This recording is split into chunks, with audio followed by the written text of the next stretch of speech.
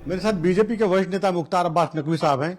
Sir, देखा जाए तो जो हरियाणा के चुनाव नतीजे आए हैं उसको लेकर तो पहले से ही आप लोग कह रहे थे, लेकिन कहीं न कांग्रेस पार्टी ये कह रही थी हम लोग जीत रहे हैं, तमाम युवाओं को और तमाम मुद्दों को लेकर लोग सामने आए थे। चीज समझना होगा, मोदी जी से एलर्जी को अपनी महत्वाकांक्षी एनर्जी बनाने की जो उनकी सामंती सोच, सनक और सियासत थी, उसका सूपड़ा साफ हुआ है।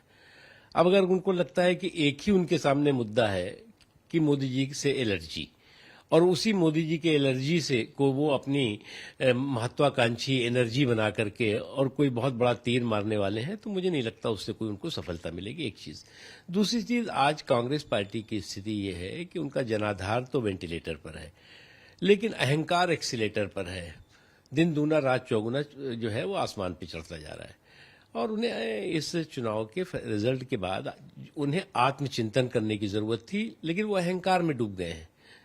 तो मुझे नहीं लगता कि इस तरह का अहंकार उनका किसी भी तरह का फायदा कर। सर, आपने देखा होगा राहुल गांधी घूम घूम के जो प्रचार कर रहे थे कि हम मोहब्बत की दुकान खोलने आए हैं हरियाणा में, क्या लग रहा है आपको? देखो, चाहे मोहब्बत की दुकान खोलें, चाहे जलेबी की दुकान खोलें, उससे कोई फर्क नहीं पड़ने वाला, क्योंकि लोगों में इस तरह की जो हवाई बातें हैं वो कभी लोगों को जो है वो स्वीकार नहीं होती। सर, जम्मू कश्मीर में भारतीय जनता पार्टी का क्या पहले से बेहतर रहा, इस पर मानते हैं? जम्मू कश्मीर में भारतीय जनता पार्टी या कौन जीता कौन हारा ये महत्व है ही नहीं है। जम्मू कश्मीर में जमहूरियत के जश्न और जुनून के साथ जिस तरह का निष्पक्ष और भयमुक्त माहौल में चुनाव हुआ, वो इस देश के इतिहास का एक बहुत ही महत्वपूर्ण चुनाव के तौर से देखा जाएगा। कैमरा पर्सन योगेंद्र के साथ राजीव तिवारी, सच में धड़क।